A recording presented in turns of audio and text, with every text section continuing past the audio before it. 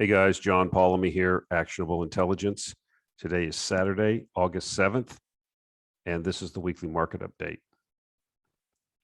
As usual, the disclaimer, this is not to be taken as investment advice. Anything you hear on this podcast or see or hear on this video is not financial or legal advice. I am not a financial advisor. I'm just a guy on the internet. Please do your own due diligence. It's your money. It's your responsibility. Okay, this week's reality check. I think I would give a little bit of rest to our favorite topic that I like talking about in the reality check, which is the disease that cannot be mentioned. So we're going to go to another disease, which is that of the rent-seeking oligarchy of rotating doors between various departments in the government and private industry, and specifically the Federal Reserve Bank or the Federal Reserve. So here's our first slide. I like following this guy on Twitter, Rudy Havenstein. Basically, it's a takeoff. This guy was I don't know who this person is. This is a pseudonym, obviously. But this guy, Rudy Havenstein, was the central banker during the Weimar hyperinflation. So he kind of has some really good stuff around this type of discussion. And so we have a picture here of former Fed chairman Janet Yellen. And so here we have the tweet. Okay, so in 2019 and 2020, Secretary Yellen, who was supposed to be head regulator of Citigroup in 2018, was paid $992,700 by Citigroup for, quote, speaking. She also got $810,000 from Ben Bernanke benefactor Citadel. Citadel's a hedge fund or a private equity firm. This is blatant regulatory capture at best. So when Janet Yellen, I guess, left the Federal Reserve, when she retired or whatever, her term was up, and Jerome Powell took over, she went to work at Citigroup, which is obviously a very large money center bank, international bank. And she was supposed to be the head regulator, obviously, because, the Federal Reserve ostensibly has regulatory authority over these banks. So who better to be the head of regulation at Citigroup than the former Fed chairman, Janet Yellen. And so this is just part and parcel of the corruption of the rotating door between industry and various departments, various places in the government. So you get these people in government, they get a government job. They're one of the masters of the universe. They're plugged in. And then when they get done, they rotate to private industry, basically to the companies that they used to regulate, or vice versa. They leave private industry, either the banking industry or the defense contractors or the pharma companies, and they rotate into government, where they are then in charge of the department that regulates the industry that they used to be in. This is called regulatory capture. Okay, this is what this is called, where you have people that are insiders, this rotating door where they are, the industries have captured the regulators, okay? And as I said before, I don't know Janet Yellen's heart. I've never met Janet Yellen. I know nothing about Janet Yellen, except she was the Fed chairman. What I do know is that I'm like Charlie Munger, I am trying to become an expert in incentives. And so the incentive here is to collect big money for speaking at Citigroup, where she already works. So this is just another example of the kind of shenanigans that go on, and people can choose to ignore it. They could say, well, it's not like that, or she's not like that. How can you say that? Look, if you're that dense, I don't know what else to say to you. This is what goes on, and this is the problem. This is one of the major problems we have in our government. Okay, and I'm not just some old man barking at the moon or yelling at the kids on the lawn. I mean, I'm telling you what the problems are. And this is how it is. And these people are not there for your benefit. They're there for their benefit. Okay. I already, got pissed off and talked about this many moons ago. When the COVID thing first happened, I had a big trade I was ready to go on. There was an ETF that shorts corporate high yield bonds, junk bonds. And so when the COVID thing started hitting, this thing started taking off because Um, Obviously, when we had the economic lockdowns that were coming, the market was sniffing out the fact that these companies that are zombie companies wouldn't be able to pay the interest or the principal back on the debt. And so immediately this thing started taking off. I mean, it was going straight up. And even before, what happened was the Treasury, when they created their special programs with the Fed to buy corporate bonds, okay, and they didn't end up buying that many. But guess what? The thing rolled over before the announcement. So somebody was front running it. Somebody knew that the Fed and the Treasury were going to come in and they were going to backstop all these junk bonds. And they didn't even have to buy that many. They just had to announce that they were willing to buy some. They ended up buying some, but not hundreds of billions of dollars. I think they bought 13 or 15 billion dollars worth. But you could see on the chart where somebody was front running it. Somebody knew that the announcement was coming.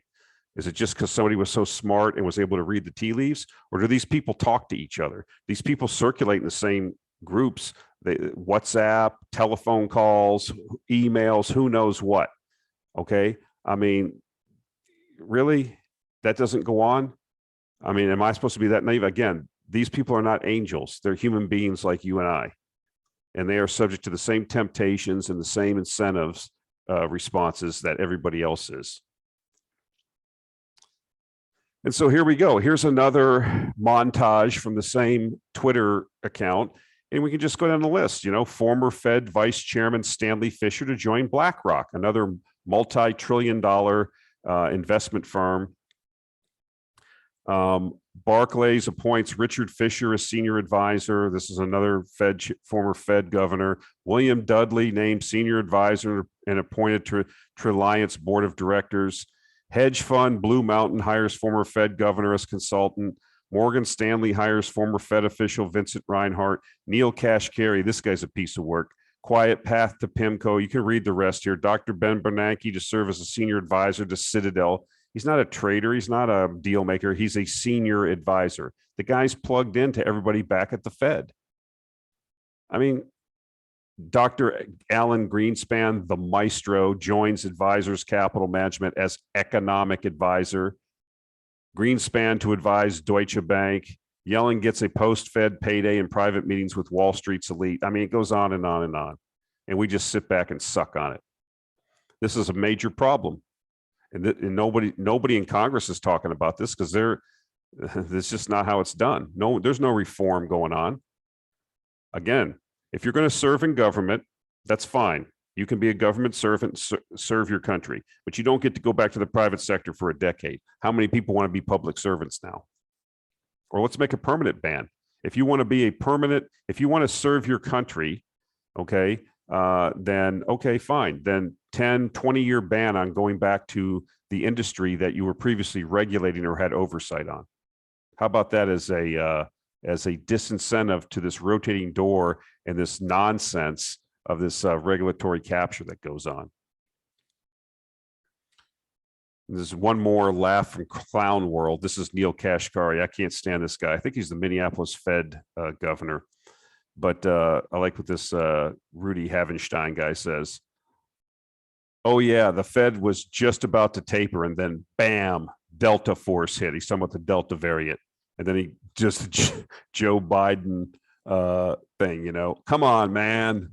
So it says here in the Reuters headline, Fed's Kashkari, Delta may throw wrinkle into taper plan. Man, they're just going to find any reason they can to keep buying these $120 billion a month in mortgage-backed securities and treasury securities to keep the game going. So, it's the fix is in. They have a saying, I think it was Doyle Brunson. Well, they have a saying in poker, if you sit down at a poker table and within, 15 or 20 minutes, if you don't know who the sucker is, you're the sucker. And that's most individual retail investors, the average person in this country. You're a sucker. You bought it. You went to the government-controlled schools. You stood up with your hand on your heart for the Pledge of Allegiance, all this civic nationalism and all this stuff. And these people are raping you, bending you over, and keystering you with no Vaseline. And people just keep taking it. There's no questions even asked. We focus on all this other stuff that doesn't matter. In the meantime, these people are raping the country like raw dog. It's clown world. So another thing I wanted to get into that a lot of people seem to be missing is investors. When you're an investor and you buy stock in a company, it's not a trading sardine. I talked about a video maybe just a month ago or so, that the average holding period for stocks has declined to less than a year.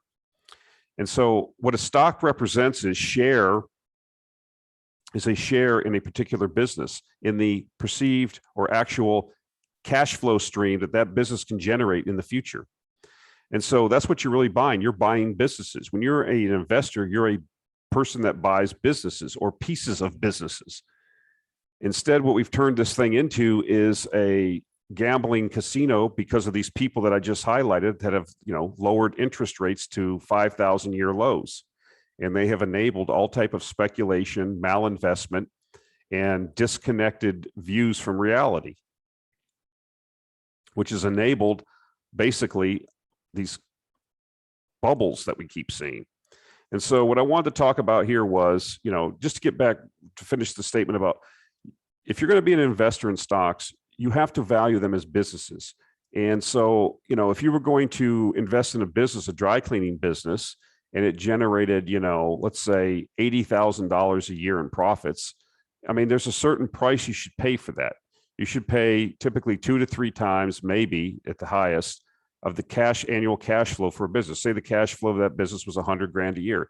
A reasonable price would be $200,000, maybe $250,000 for that business. Okay. You wouldn't, if the thing was generating $100,000 in cash flow, you wouldn't pay $5 million for it. But that's what people are doing now. They're paying 20 times. Okay. They're paying 20 times the sales of these businesses in the market. And we see what happened last time. Look at how out of whack reality is. Let's go back to the tech bubble.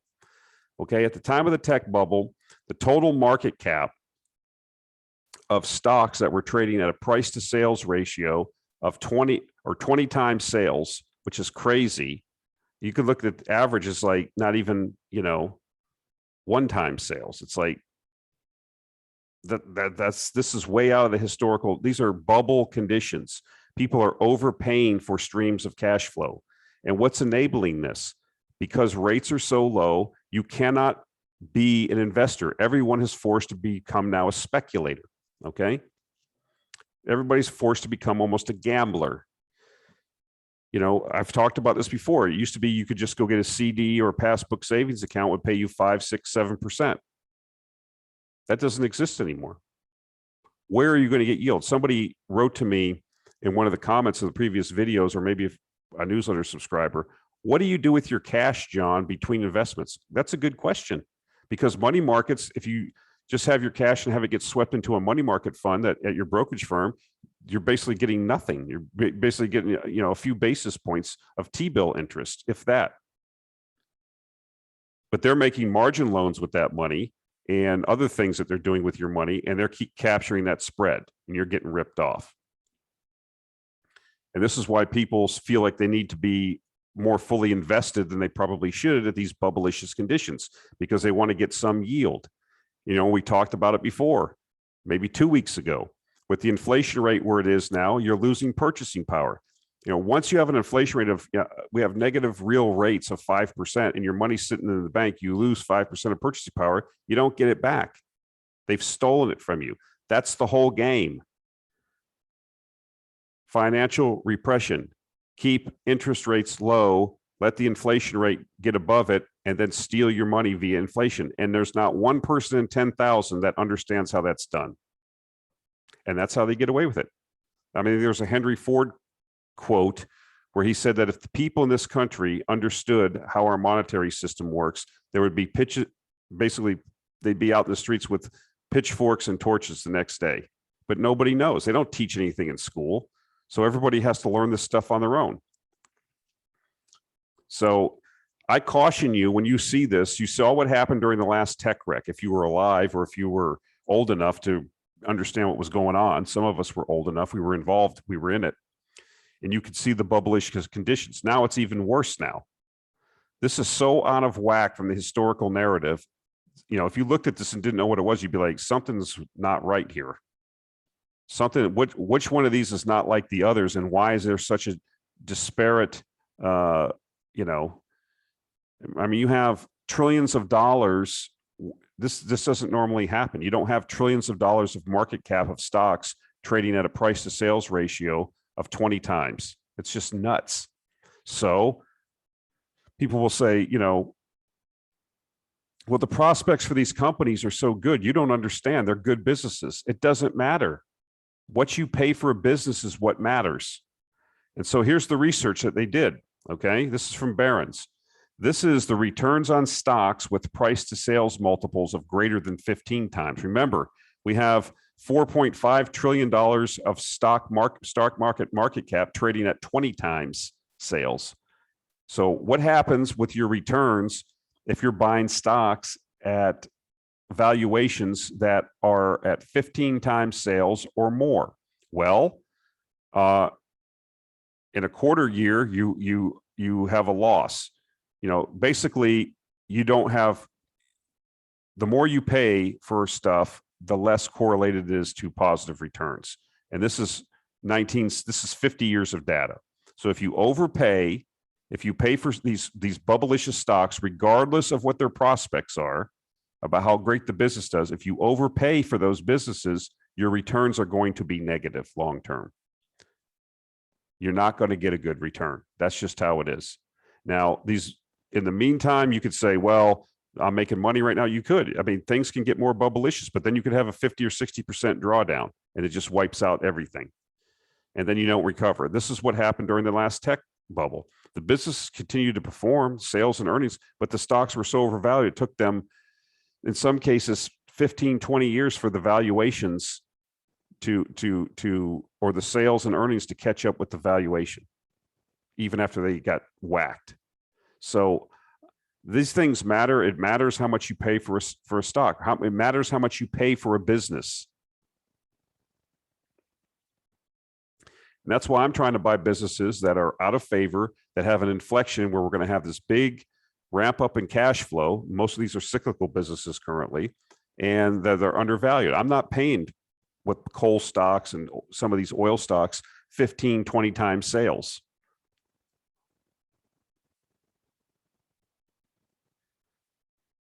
Something to keep a track of here. I don't know what this series is. I'm not familiar with this cross-border capital. I just thought it was interesting because it kind of shows, the COVID shut lockdowns here, and this went negative in this particular metric. And then, we had this post-COVID return, but now you see things are kind of like, coming down again. And I'm wondering if we're losing momentum in these, in various economies around the world. And so it'll be something interesting to watch as a data point. I like to look at PMI, Purchasing Managers Index, for a indication of where an economy is going. Right now, a lot of the economies around the world are above 50. Above 50 indicates expansion, but we do see slowdowns we've seen things come like China or even the US come from this, like 65 down to 61, something like that. So the rate, you're still in expansion, but the magnitude of the expansion, it seems to be shrinking. Now, I'm not suggesting we're going into recession. I'm not suggesting anything. I'm just saying it makes sense to watch this, because I've also shown a chart before that based on where PMI is, will give you a good indication of where you could see copper prices or oil prices a year, 6 months or a year out. Obviously, if economic activity is shrinking, the demand for commodities is going to shrink also. This should just be intuitive. But it's something to pay attention to and to look at, in my view. So this was a chart. I think this is really, really great. What it shows is the evolution of humanity's energy systems. And what it shows you is that when you make a transition in energy from an old, less dense to more dense, the previous energy source doesn't go away. It's just supplemented. It's additive. And so this is the point I wanted to make. So you see back in 1800s, early 1800, wood and other traditional small scale biofuels were the energy source that was used. And then when coal mining started and the advent of the steam engine, you see coal started to eat into the amount, but the total demand for energy was going up, but wood didn't go away. It got smaller as a share, but it did not go away. As a matter of fact, we still use wood. It's the same thing. Then oil, you had the oil transition from coal to oil. Coal just kind of stayed the same and oil expanded. It's the same thing. And so what I'm trying to make the point is here is this idea that, and here's renewables here that you can barely see at the top with all of the hype. This is where we're at with renewables. You're going to replace all of this. That's not the historical narrative. There will probably be more renewables, regardless of what anybody thinks or wants or cares about. But these other sources aren't going to go away because the total demand for energy continues to increase. That's the whole point. What we've seen here is that this is additive over time. You don't just say, okay, we went to coal, so we stopped using wood, or went to oil and natural gas and coal went away. These things they find their niche and they don't completely supplement the previous one. And so the same thing, this view that you think that you're going to just in the next, by 2030, replace all of this is just nutso. It's not going to happen. And that's the opportunity, because with the zeitgeist being that we're going to try to strangle these industries because carbon be bad, renewables be good, it ain't going to happen like that. And you're already seeing, I'm going to get into some other slides coming up, there's already pushback. You have record energy prices in some countries in Europe, and the politicians are getting scared now. They're talking about, they've already relaxed some conditions in some of the countries to allow more fossil fuel to come online, because you know what? When people have to double their electrical costs or the price of their fuel oil to heat their house or whatever the case may be, doubles or triples, there's going to be a change in the government. Let's put it that way, one way or another. So just like we talked about, dirty fuels, I say that in italics, are surging. So I'll try to put links to some of these. I think I saved most of the links in a Word document. I'll attach them to the show notes as usual where I can, so that you can look at the articles yourself and get the context. I can't obviously put the whole article on these slides. I just try to give you the snippets that I think are relative or important. But anyways, here we go. Green types had hoped that the recovery from the pandemic might jumpstart the world's decarbonization efforts. Governments say they want to build back better and greener and have announced ambitious plans to kick the fossil fuel habit. Despite the grand talk, though, fossil fuels are resurgent. A recent report from the International Energy Agency makes for sobering reading. Global electricity demand is forecast to grow by nearly 5% in 2021 and 4% in 2022. Fossil fuel-based power will probably make up 45% of the extra demand this year and 40% next year. By contrast, it made up about a quarter of new power generation in 2019. So there you have it. The demand for electricity, the demand for energy that inculcates and is part of every activity that we do as a human being is going to constantly rise over time. And now we see, like I've said before, we have these populations in Asia, China, and India that are getting into their S curves as their middle classes are now coming into fruition as they're blooming. Obviously, China's ahead of India, but their energy demands are going to rise exponentially. And you can't forget about other countries. I mean, let's not forget about a country like Indonesia. Nobody talks about it. It's the seventh, largest. It has 250 million people. It's the seventh largest population in the world. Nobody even talks about it. The Philippines, Bangladesh, Pakistan, all Africa, which hasn't even begun to develop yet. I mean, 1 billion people there. I mean, forget about it. There's no way that the Greens are going to realize unless energy demand is choked off. If the elites put you in lockdowns or force you to work from home or force you to live a certain way, then they can do it. But it's going to take a lot of violence to make that happen, in my view. And are they prepared to do that violence? We'll see, because this is what they want. They want this climate change. This is the natural progression from the disease that could not be mentioned, where 99.85% of the people survive it, that get it, to, you know, that their transition to this new, to build back better and greener, because their mouth is watering. Because the thing they realized when the data came out, when they had you all locked down, is that CO2 emissions went down. Now they got to figure out how to lock you down and restrain economics, growth, and prosperity for the majority of the people. They're trying to figure out how to do that.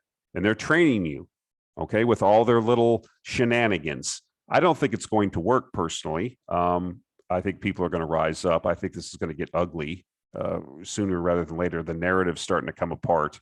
And even the most dullard person, I think, is going to wake up. These things have a tendency to be like pendulums, and, you know, we're swinging way far to the left now. And when this thing swings back the other way, I think there's going to be it's going to be a lot of people that are not going to be happy. Let's put it that way. That's my view. That's why I think that, you know, things are going to be very tumultuous over the next decade or so, and could lead to some really hairy situations. But long story short, you know, we're seeing this. We're seeing record coal prices at Newcastle again. We're seeing met coal prices up.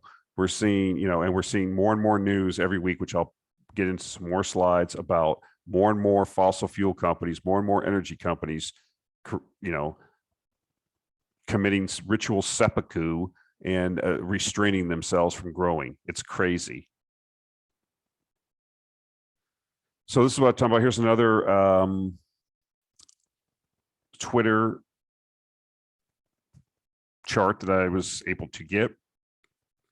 So you look at supercharged power in the graph here.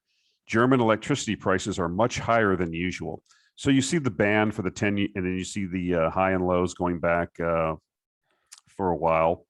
And then you see the 10-year average bouncing around there in the middle of those two bands. Then you see the current price. I mean, this is what's going to create the change. People are not going to stand for this. Maybe this is just transitionary. Maybe this is a temporary blip. Maybe I've got this all wrong and this crashes because deflation, it's just going to end up down here for a while or back inside the band, and everything will go back to normal. But I doubt it. So what does this tweet say? Europe is facing an energy shock amid surging power and natural gas prices. Germany's wholesale power prices are at a 13-year high. Spain's electricity rates rallied to a record high. Dutch TTF gas benchmark is trading near all-time high. And you're just seeing more and more of these type of articles, right? Because there's several things conspiring here. Hot weather, the Gazprom is not sending enough gas, or Russia's not sending as much gas to Europe. There's a lot of big pull and demand for LNG, so gas is in demand around the world, and there may not be enough, right? I mean, if you keep drilling, that's fine, but, you know, because of the lockdowns and stuff, we're restarting everything, from basically turning everything off like a key and then turning it back on. It takes time to ramp things up. So we're seeing the repercussions, right? And it may not work out like they think. We've talked about it in the past videos about where people can switch from natural gas to coal. That's what they're doing. And that's really done a lot for a lot of the coal stocks that we're interested in.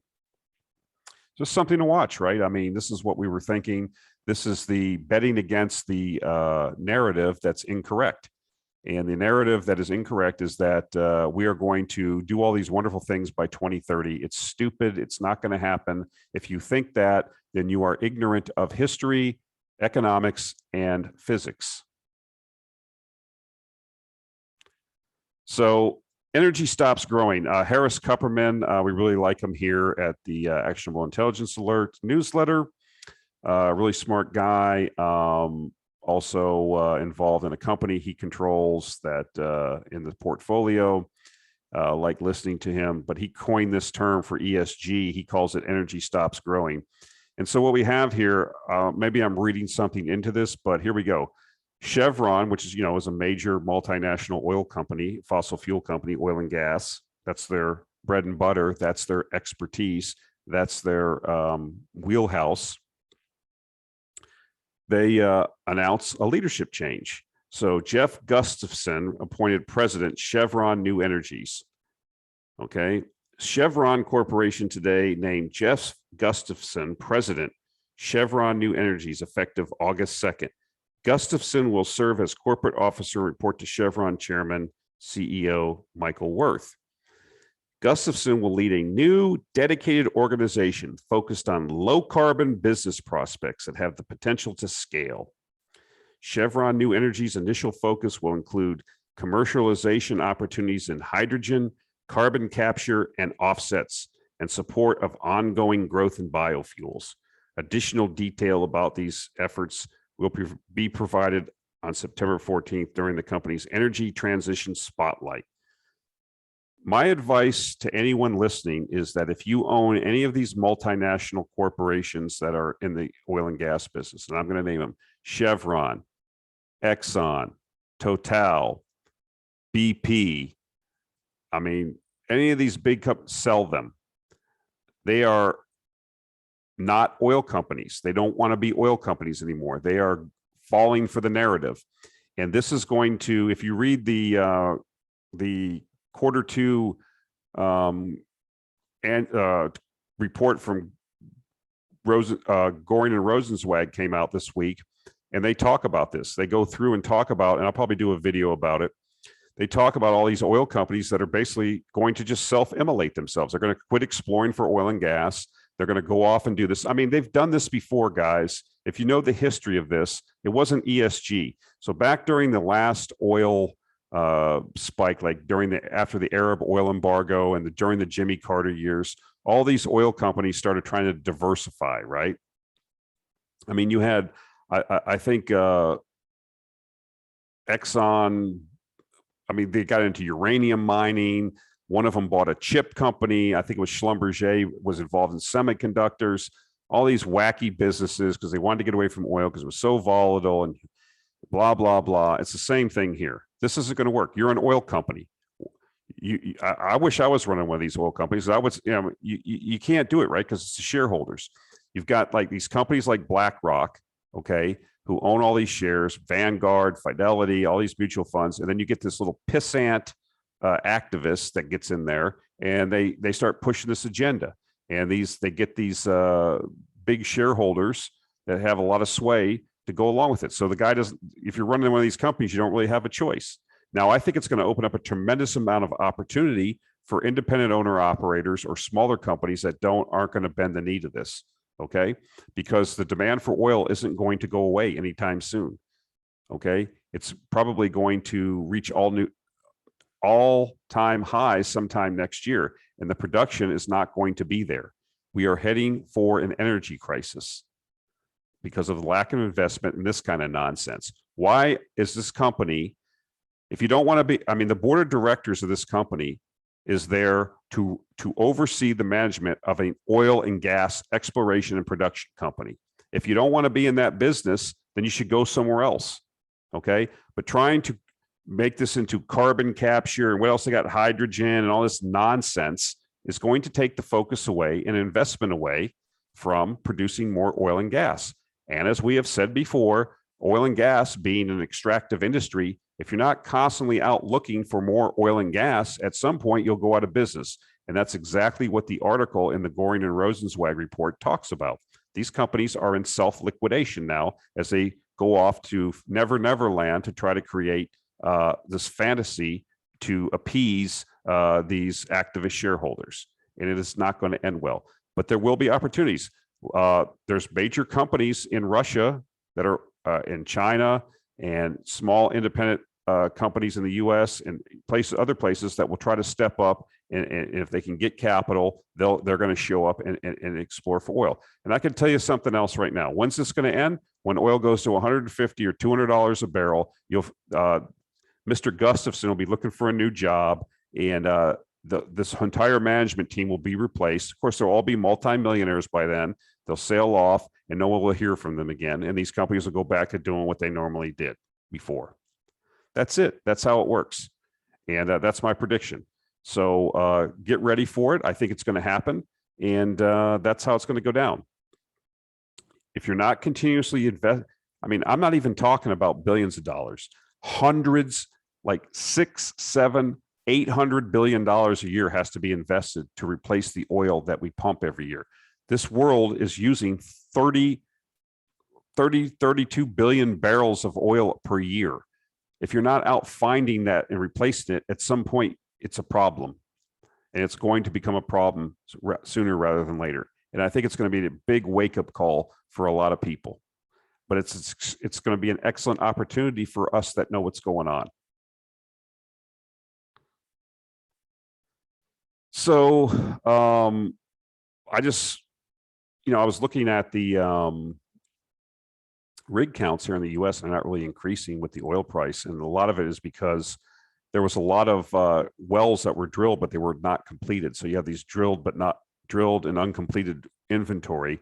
And you see that over time recently, the lack of drilling, they've just been, instead of putting money into drilling new wells, they've just been completing the wells that have already been drilled. But this inventory is working its way lower, if you will. So I just wanted to put this up here because I think somebody had asked me why I thought we weren't seeing a reaction to, WTI over 70 and why drilling rigs aren't taking off in the US. I think one of the reasons is because of this, but another reason is that a lot of the top tiered best prospects have been drilled off.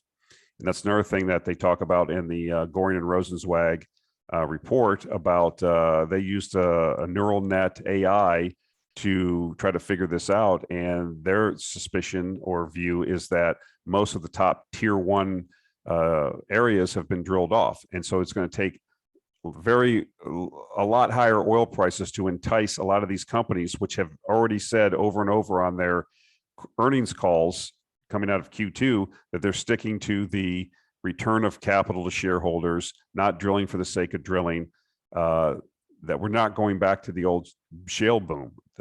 There's no incentive to go there. There's no money to do that. And the managements have in many cases been replaced and put back with managements that are looking to pay down debt and return capital to shareholders and turn the owning of a stock in one of these companies into an investment that has a return, not just a money sink.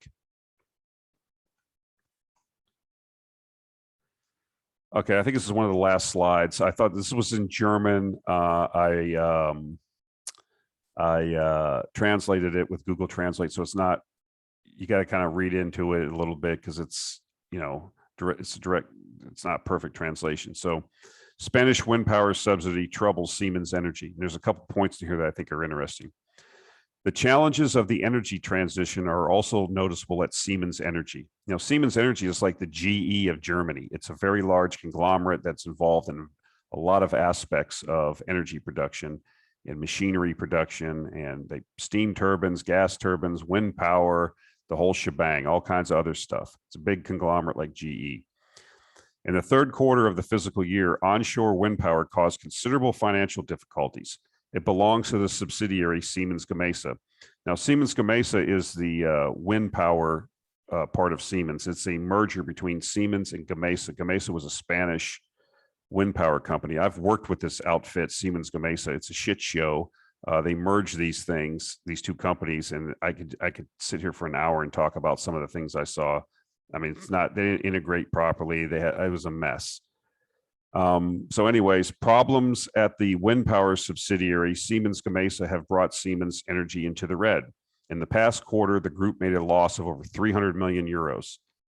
The traditional business with fossil energy, such as coal and gas, is right on track and shines with a big plus in incoming orders. This is talking about Siemens' fossil energy business of coal and gas is right on track and has a lot of incoming orders. On the other hand, the hoped for turnaround in future-oriented wind turbines is still a long way off.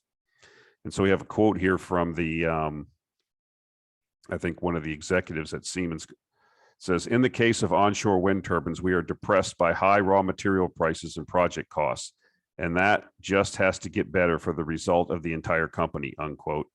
Siemens Gamesa is struggling with sharply rising prices for steel and copper, but also with problems with the ramp up of the new 5.X generation of turbines.